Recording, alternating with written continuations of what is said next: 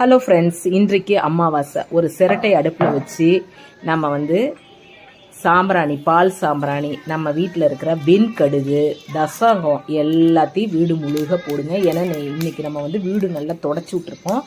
நம்ம இது போடுறதுனால கண் திஷ்டிகள் வராது, நல்ல வீடு நல்லா வளர்ச்சி அடையும், நல்லா இருக்கும். வீட்டில் உள்ள கெட்ட நெகட்டிவிட்டிலாம் வெளியேறின்னு வச்சுக்கோங்களேன். இந்த அமாவாசை சாம்பிராணி போக வெண்கடுகு போட்டு நம்ம பண்ணுறதுனால எவ்வளோ பெரிய திஷ்டியாக இருந்தாலும் நமக்கு விளைகிறோம். உடம்பு நோவு, உடம்பு வலி, இந்த மாதிரி திஷ்டினால் வரக்கூடிய நோய்கள் இதெல்லாம் நமக்கு விலகுங்க. நம்ம எல்லா என்ட்ரன்ஸில் ஆரம்பித்து வீடு முழுவதும் பாத்ரூம் வரையிலும் நம்ம இந்த சாம்பிராணி போக, பால் சாம்பிராணி இதோட கலந்து வீடு முழுவதும் நீங்கள் போட்டு விடுங்க.